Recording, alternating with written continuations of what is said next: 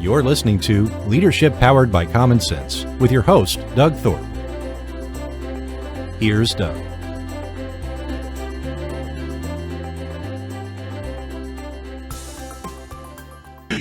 Well, greetings, everyone. You're in for another episode of Leadership Powered by Common Sense. I'm your host, Doug Thorpe. Today, we are going to delve into a realm of leadership theory backed by study and analysis. And my guest is a gentleman. His name is Don Schminke. And Don has a great backstory and information about what's led him to where he is now. And he has served hundreds, if not thousands, of CEOs with looking at company performance, company culture, and really all things leadership. So, Don, I packed a lot into that, and you've got a lot more to unveil, but welcome to the show. Thank you. Thanks for having me.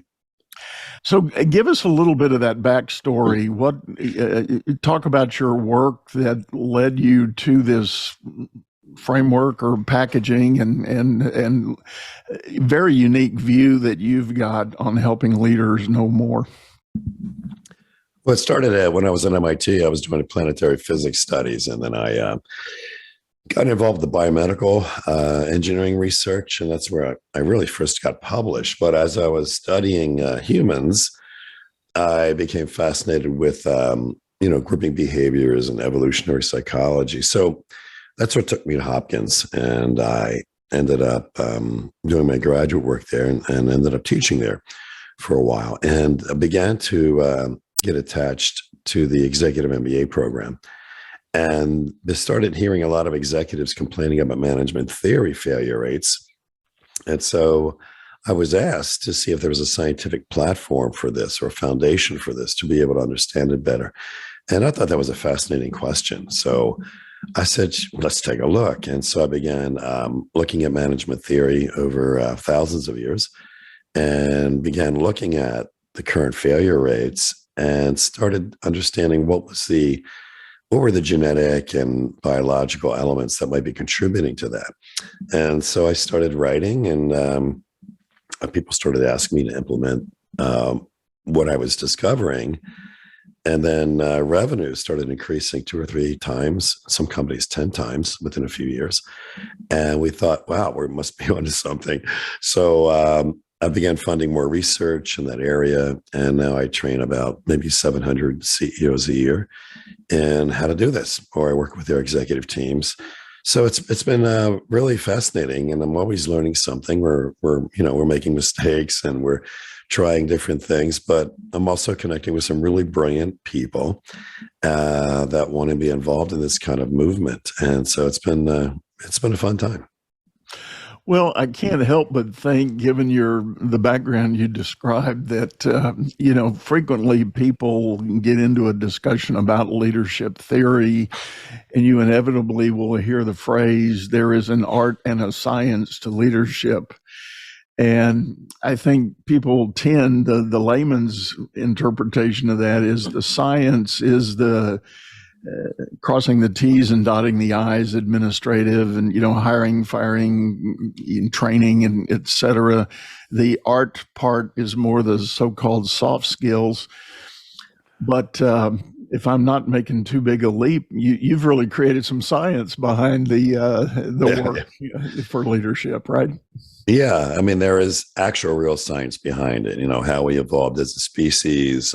What are some of the triggers that we have that are genetically designed, and how's that affecting our strategic performance and development? The art is more around how we are crafting and creating and putting together some of these elements in ways that make strategic sense, not only in terms of evolving our companies better in their performance, but also leadership and careers and things like that. So what are some of the indicators first? Let's maybe start with the kind of the wide lens macro talk about this. What are some of the indicators that show that a company needs help with your information? Well, having trained like 30,000 CEOs, I've really learned a lot from every one of them. And I'm thinking the need for help in this area comes from several complaints. One is sales isn't growing faster. And so how can we double or triple our sales? So that's one area, which is really a message from the market that, your product or service isn't as valuable to be voted for, in terms of dollars. So what does that mean? Are we targeting the right markets?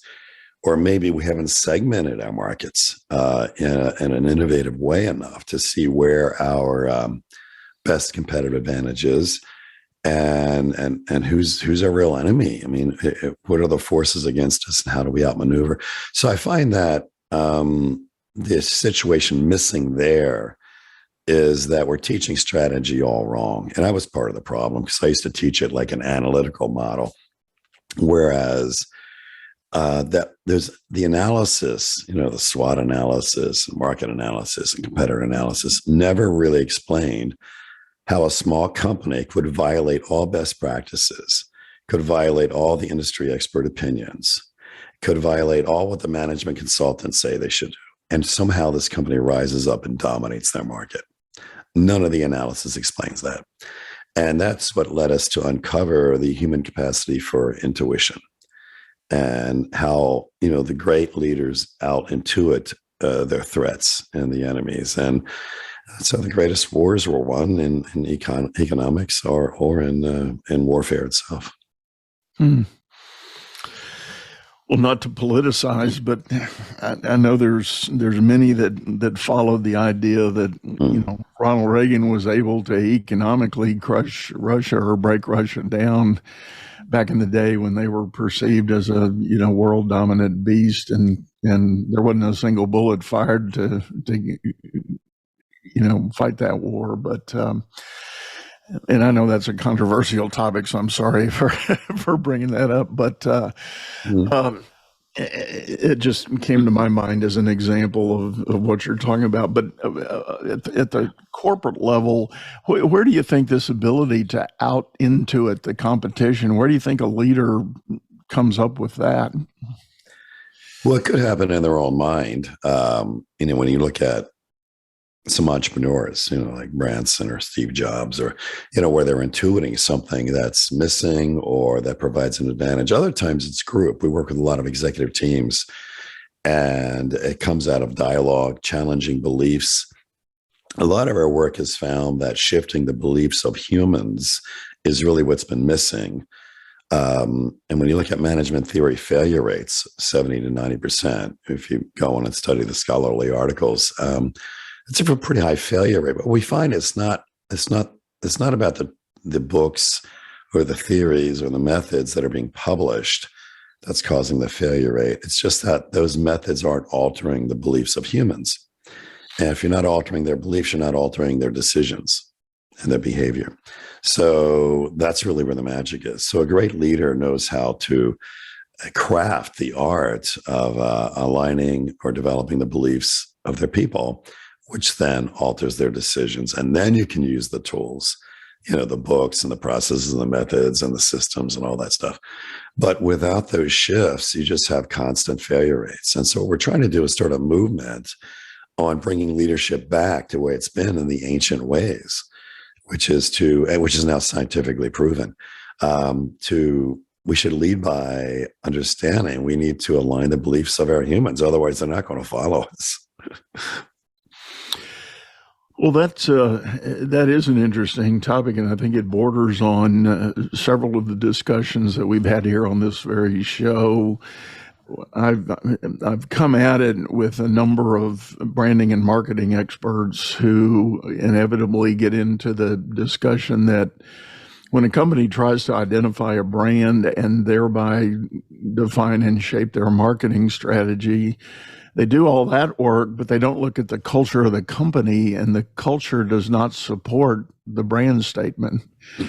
So all this brand development work is basically dead on arrival because the culture of the company won't deliver on it. Right. So that's a good example where the people don't believe in the brand. you know, Right. because Right. basically you want to create a cult, which is why we call it culture. And, you want a cult where everybody believes.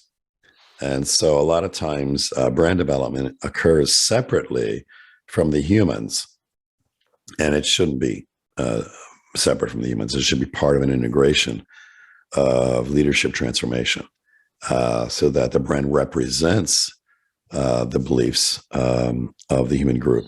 And a lot of times it's not. It's an advertising department that comes up with an idea, and it may be a great idea, but without the organization believing in it, the customer is going to experience an entirely different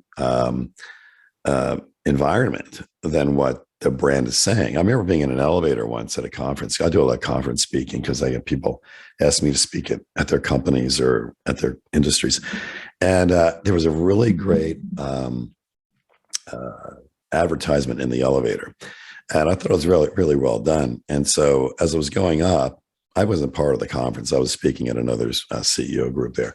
I noticed a couple of the executives in the elevator. I said, wow, it's really terrific brand you guys are launching. How's that going? And they're like, what brand? And I pointed to the advertising in the elevator. And they said, oh, that was put together by the advertising department. Wow. You would think in a very simplistic view, and I guess I'll use the classic entrepreneurial story.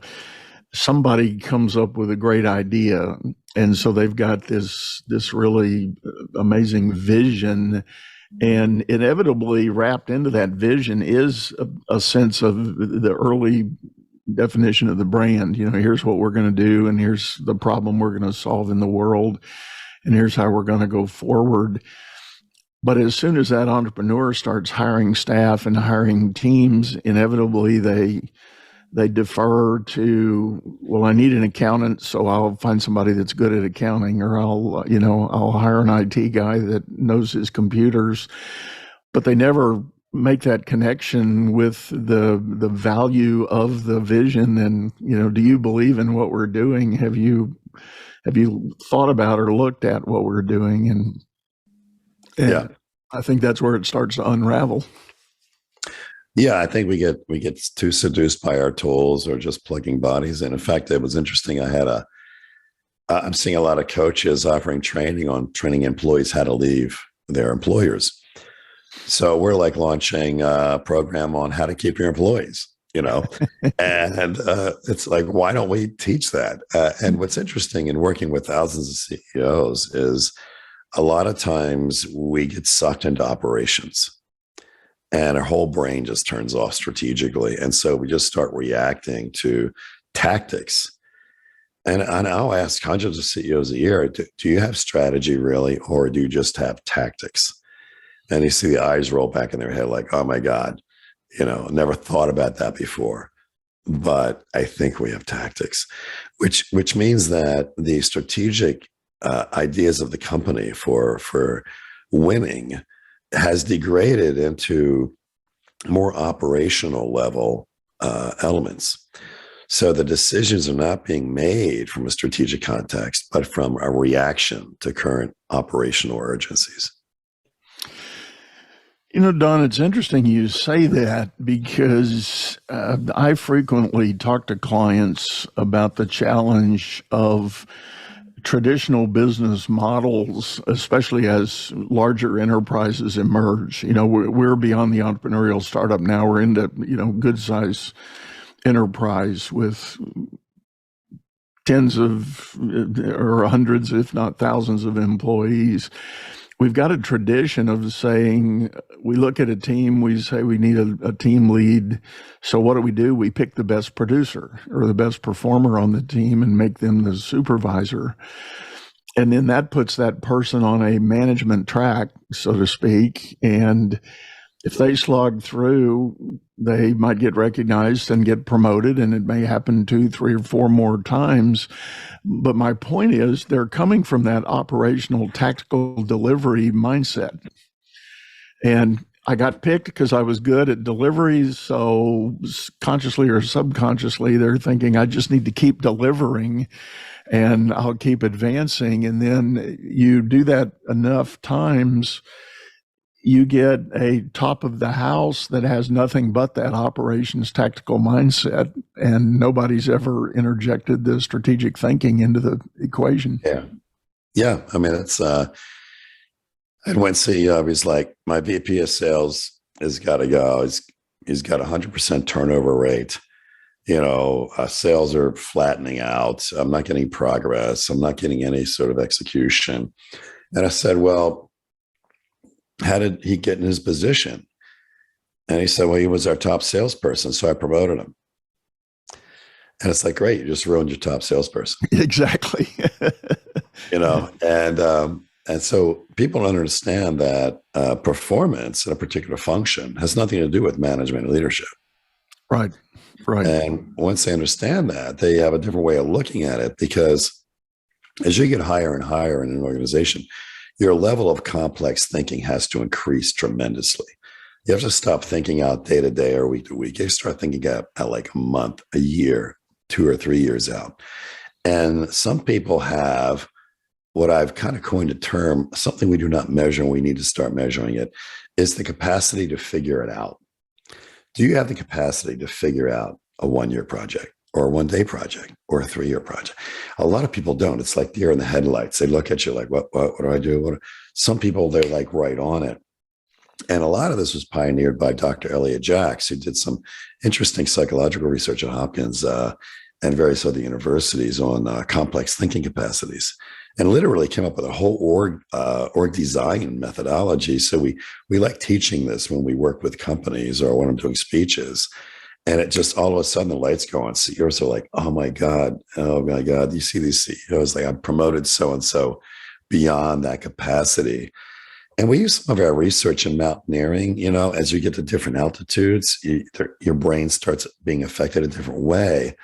And it's like, we're roping people to climb, but at some point, mountaineering teams generally unrope people all the way up when they can't produce at that level. Like some people get beyond an altitude where they just can't breathe. They get altitude sickness. They start passing out or throwing up. And you got to unrope them and get them down to an altitude where they can function. But in companies, we don't think about that. We just rope people up. And then we're wondering, why are we not performing? Why am I getting sucked into operations doing someone else's job? And so I think we forget that performing in a function is one thing, but elevating them to an area of leadership or management is an entirely different question. So as you work with these CEOs, what are the early steps of enlightenment, education, learning that you try to impart to get them to kind of shift the paradigm? Well, first we try to select CEOs that are ready, because, a CEO already knows everything. They're totally we can't help them. They're totally unable to grow because they already know everything. But we love CEOs that are on a journey. Either they're in pain because they realize things aren't working and I need help, or they're on the other end of the spectrum where they're more of an enlightened group, but meaning like, hey, we're on top of our game, but we got to stay there. We have to keep pushing the envelope, keep climbing, that kind of thing. And so those are great CEOs to work with. So, but the first thing I usually try to approach them on, and I encourage everyone to do this, is what is your strategy for winning? Because if you don't understand that, all the rest of these discussions are meaningless, because everything you should be doing as a leader is contributing to whatever winning is. And it's interesting. I have a great coach, Mark Levy, who was the coach for Simon Sinek, who actually helped him discover the why thing. And so I said, hey, help me, right? I mean, what am I doing? And because I've got all these projects going on, and he's been great. But he said he went to this conference and he interviewed a lot of the top CEOs in the country, and he presented their definitions of strategy. And he said, Don, your definition was the buzz of the entire conference. And I forgot how he even said it. It was so simple. But I now use it with more purpose. And it's simply this, what does winning mean and how do we do it? And I find that a lot of CEOs haven't asked that of themselves or their teams. What does winning really mean? Because defining that allows us to deal with the how. And the how is important.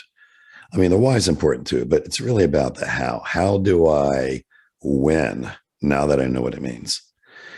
And so you like to start there, because if that isn't clear, what structure do you need? I don't know. What culture do you need? I don't know.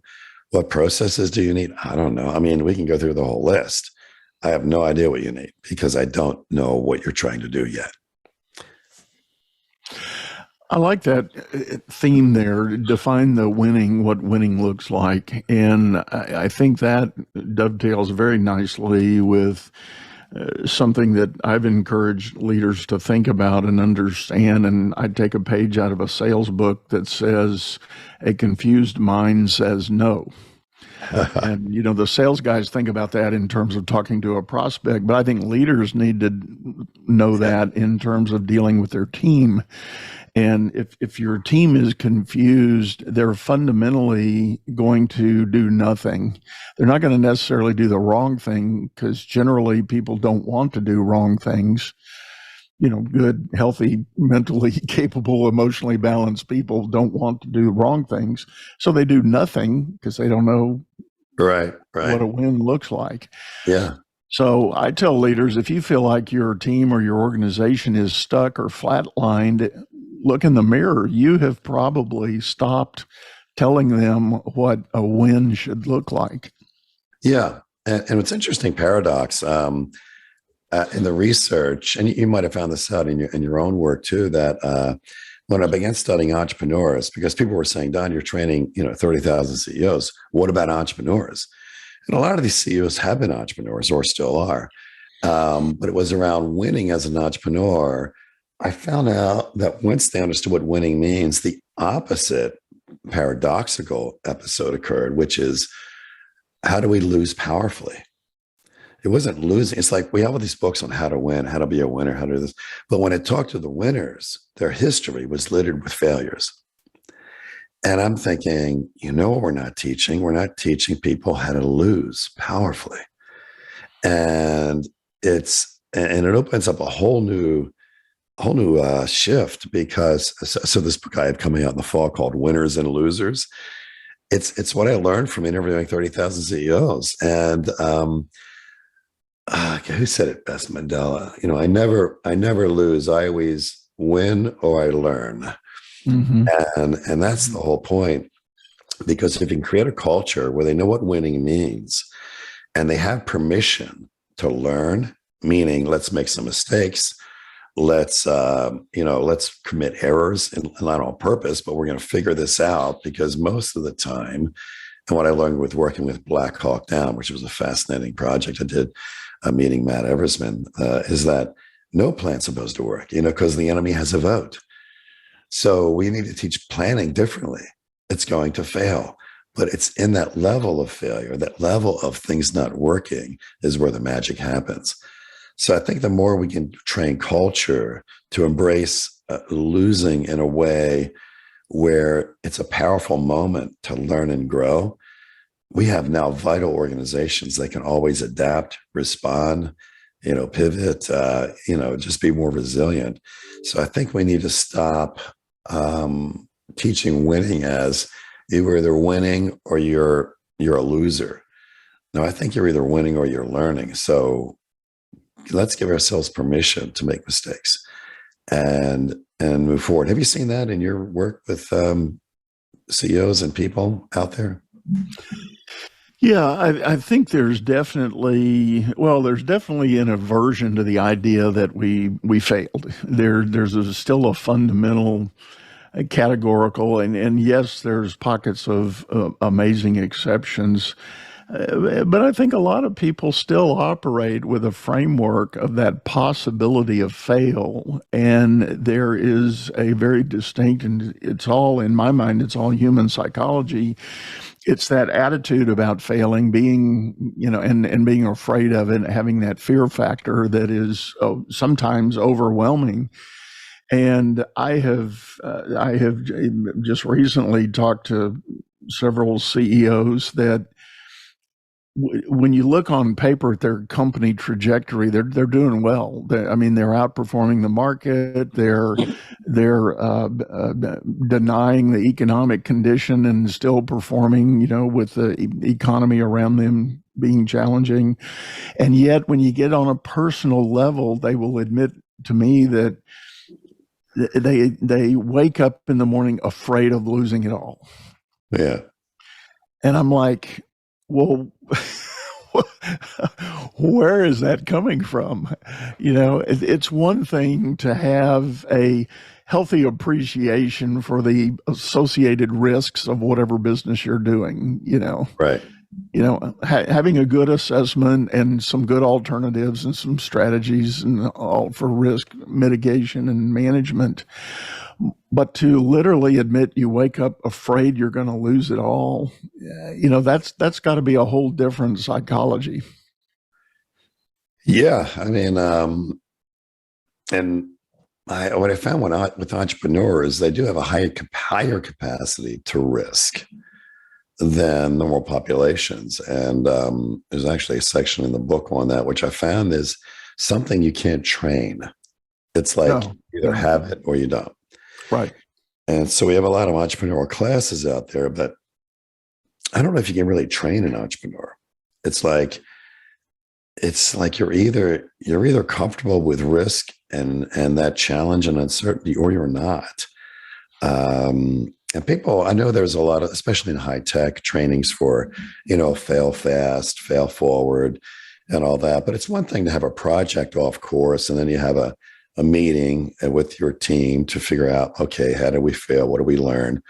And then you go forward to the next project in the company. But it's another thing when you lost your house, you're on the verge of divorce. You haven't seen your kids in 6 months. The banks are shutting you down. That's a whole different experience than having a team fail meeting at a high tech company. Yeah. That's totally different experience. But entrepreneurs, that's kind of like the world they live in. Are we willing to risk everything? Are we willing to fail at the level where we're bleeding, literally, right? As opposed to, well, we had a bad day at the office. That's a different way of processing failure. Right. And I've actually begun to question, on that topic, question the sort of the generational evolution in the workforce. And some of my observations are, and I'll be the first to admit, nothing I'm getting ready to say has any real scientific basis in terms of study, but just sheer anecdotal observation. I think the younger generations actually have a lesser tolerance for risk in the terms of you're basically betting the farm on your venture. Yeah. You've maybe taken out that home equity loan so you can fund the business, and if it fails, there goes your house. I don't see that kind of risk dynamic emerging in some of the younger folks, and maybe I just haven't been exposed to enough of them that are choosing the entrepreneurial path. But what I'm saying is they seem to want more security in what they're doing because their attention is more focused on family and quality of life and those other things. So they don't want to gamble that for the return they might be getting on some kind of business enterprise. Yeah, it really depends on the style, because there's nothing wrong with having a stable job, career, and developing and growing that way. Entrepreneurs, and maybe in a good sense, are probably a little crazy. My friend, Dr. John Gartner, wrote the book on hypomania, where he actually did a look at, the entrepreneurs throughout history for centuries. And it may be that we need a few crazy people, but not a lot in the world, right? To create countries, to take risks. And when I did the book Winners and Losers, that's coming out this fall, you'll see there's interesting examples where these great entrepreneurs are touted as being successful, but when you go behind the scenes, they easily admit, I made a ton of mistakes. I lost this, I lost that. I was personally at risk hundreds of times. And that's really where I think the magic is. Now, does everybody want to do that? No, of course not. I mean, it's crazy. Why would you want to do that on purpose? But those few actually create companies. Some don't make it, some do. And it's just a matter of picking yourself up. The samurai research I did for my first book, Code of the Executive, was, you fall, I forget how to say it in Japanese, you fall down 7 times, get up 8. Always get up. And that's what entrepreneurs do. But it's not probably something the average healthy person wants to do.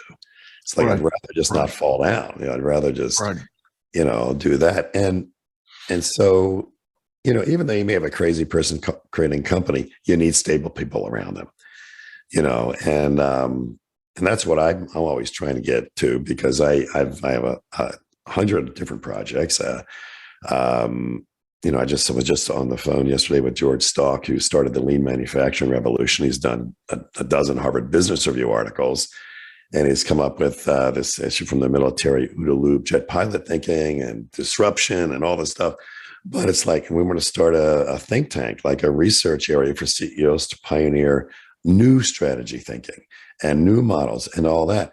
But it's like, great, we can do that now, but we're going to need people around us to put into play. You know what I mean? People that can organize, people that can say, hey, you guys, this is a little off kilter. Let's focus here. So it's a good balance to have a team. And I always find this out with entrepreneurs I work with. They would have a great idea, but they needed that person. I think they call it integrator now. I heard somebody say that it's a new term. You need an integrator or an integration team that can take your vision into action. That's a whole different skill set. Right. That requires organizing, that requires execution, measurement, like that. Yeah. Well, I know in the very popular, EOS world, Gino Wickman identified roles within a company, and the founder visionary is a distinct, separate role. And his challenge in the book, as I recall it, was that the classic entrepreneur who starts this up, has that vision, has that idea, may not be the guy to execute on the idea. Right. So you need to hire that executive or operations guy that can turn it into reality. Yeah. And if you're the founder, owner, creator, you got to get comfortable with that. It's a little bit, it feels like giving up some control, but you've got to get comfortable with that if you're really going to maximize the opportunity. Yeah. And it's hard to find that person. God knows I have fired, I don't know, half a dozen teams, and they all came in with the best credentials and all this other stuff, but they couldn't execute. I brought in some of the top at some of the top business school universities, and having someone get like the idea and the vision and where we're going, they couldn't figure it out. They stumbled. I ended up having to come in and turn the company around, which I hate doing because I want to be off doing more research and teaching and, doing things like this with you, Doug. So it's really hard for an entrepreneur, I think, to find the right person. And I have an advisory board, and they're all incredibly successful. And I find that for most of them, it was either maybe a nephew or one of their kids or the spouse or, a close friend or somebody that showed up that got it, that had that high figure it out capability. And I think that's what we need. And we need a team like that. Yeah, definitely. Well, let me ask you this, Don. I'm going to shift gears just a little bit. There's a number of hot topics in leadership training and development in current day speak. And the big one that usually is at the top of the heap is the whole study of emotional intelligence. What does a leader need for emotional intelligence to be able to perform? Where does that whole EIEQ fit into your framework, or how is it addressed? I think it's a great model, and I encourage people to look more at that so they can have a sense of those elements. And yet in fact, I have this in my workshop now because I started noticing some things. I think we're teaching leadership all wrong, because we'll have, okay, we need a leader that has a high EI capability. We need a level 4 leader. We need a servant leader. We need a participative leader. We get all these different styles of leadership that come out, and then we all gravitate to try to be that kind of leader. But I think we're teaching it wrong, because when I look at some of the most successful companies, it was like an asshole leading it. Yeah. I mean, look, Steve Jobs died, and I God bless Apple. They funded a lot of our creation research with my colleague Cameron Logman. So we got really into innovation in the brain and how the brain works. But they wrote books about him and movies. I mean, I asked, well, what was he like? And of course, all the books and everything are like, well, he was dismissive. He was he was a bad manager in terms of he was an asshole, and he was abrupt, and he was basically didn't resemble a great EI leader at all. And then I went through history and I saw this pattern. And then I think even did Forbes write that article, something like, do you need to be a jerk to be a good CEO? I don't know. Patton was an asshole, and they just published like Mother Teresa was an asshole. I mean, what? Mother Teresa, so you can Google it. But what was interesting about this is that what were they doing if they were violating all these, IQ, EQ, servant, and I realized we're teaching leadership wrong. There's nothing wrong with these styles. They're all terrific, but they have to result in speed of execution. They all have to produce the result of strategic execution in a very fast and adaptable way to win. And I started seeing a lot of bankrupt companies that had great leaders who had high EQ, had high servant leader purpose. They knew the why, they knew this, and they were great. They were doing everything the books say, but they were dead. And so I started flipping the question, like, what was really happening? And so now when I'm teaching, this is like, hey, these are all great styles, but I think you should choose the one that helps you execute fast and get the results you need quickly. That's the one you choose. Mm-hmm. Now, look, if it ends up being you're an asshole, I'm not supporting that, but it's be great to be a nice guy and get the results you want. But I can't ignore the data that a lot of these great leaders violated everything we're teaching. And yet somehow, Steve Jobs, great example, creates the most powerful company in the world. How does this happen with a guy that violates what we're teaching in our MBA programs? I don't know, but it's a good question. And so I think the leader needs to be somewhat resilient and adapt and choose a style that works for them. I really think that's the key. I remember Peter Schutz, former a CEO of Porsche, and I met him on the circuit a couple of times, brought him in to talk to some groups, and he had an interesting model that I thought was fascinating. When you're in a race, and he said, when that car comes into the pit stop, that's not the time to have a team meeting. That's not the time to process your EQ. That's the time to shout and somebody responds. And it's not like, well, you hurt my feelings. I don't like how you're talking to me. What are you talking about? Grab the hammer, grab this, grab that, do this. And people have to execute. And then you get that car back in the race. Then you can have a team meeting. So I think we forget, like, what is it we're supposed to be doing as leaders? And I think it really depends. I think that is the challenge, and I agree with you 100%. All of the different styles that are espoused are on paper they're wonderful. There are studies that prove effectiveness in certain scenarios, et cetera. But you're absolutely right. The success of the business is ultimately based on execution and timely delivery with a margin that allows sustainable operation. You have to be making some money as you put things out the door.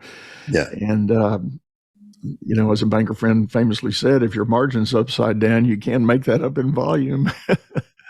That's right.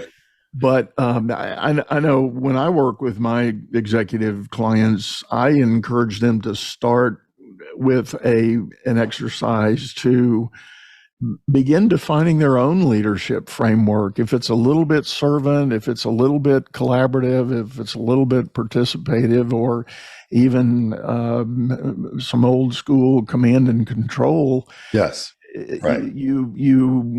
You make it a casserole of leadership abilities, and if that fits for your personality, your internal wiring that you've evolved into, then you're going to be able to maximize your effectiveness as a leader. But there's 600,000 or 800,000 books on leadership over on Amazon, and every one of them has some list of framework that you can recommend and follow.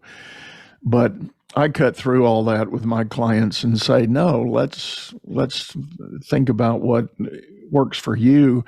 And a lot of times, if they give me a little bit of a blank stare on that question, I'll say, all right, well, let's do it this way. Give me some examples of leaders that you know about. Either you've worked for them or you observe them. What is the attribute that person demonstrated that resonates with you?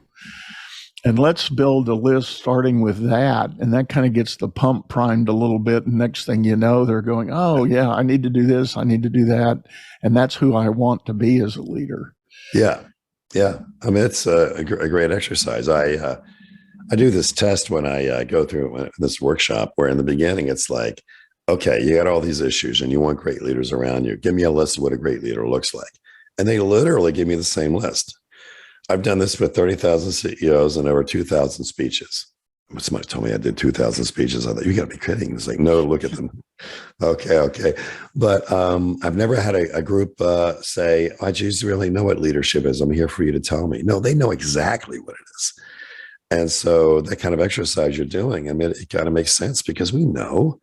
We don't need to read another book. I mean, they know what they want. I think we need to act on it. I think that's the point. And I think what you're doing is helping people just voice it and let's make it work versus have to learn some strange new leadership patterns. Right. Right. Well, and as the psychologists tell us, I don't know the technical term for it, but the things we see in others are usually indicators of exactly how we're showing up, and so we're sensitive. You buy that red Porsche, and next thing you know, it looks like everybody's driving a red Porsche. You're tuned into that wavelength, and now there's awareness and sensitivity of it. I think the same thing holds true with that observation of leadership trait that you value. If it really resonated with you, then likely you're wired to be able to do that yourself. And so as people start putting that together, inevitably they go, yeah, you're right.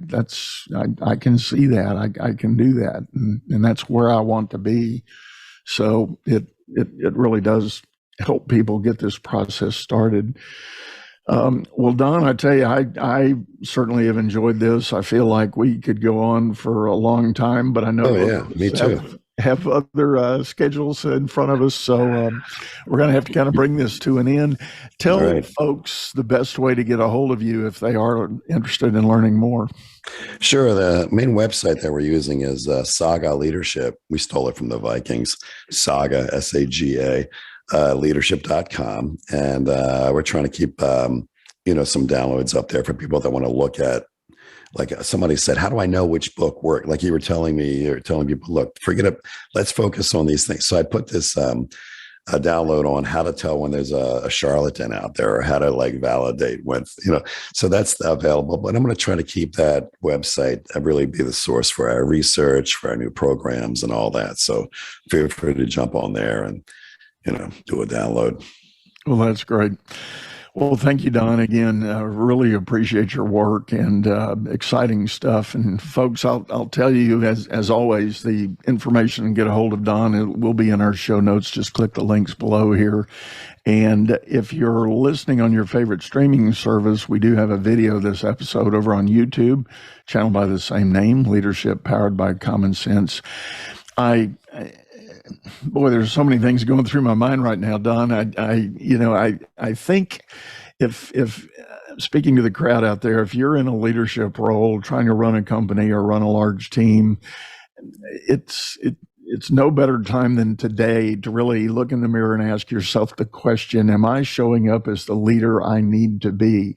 You've heard some great ideas from Don about execute and define winning and a number of other things. Punch the replay button and go back through the checklist of things that Don shared with us here. But I want to ask you to take this to heart and think about how it can help you make a difference in the work you're doing. So we're going to sign off, say goodbye, and wish you a great day. You've been listening to Leadership Powered by Common Sense, hosted by Doug Thorpe. If you would like to know more about the coaching and advisory services he provides, visit dougthorpe.com.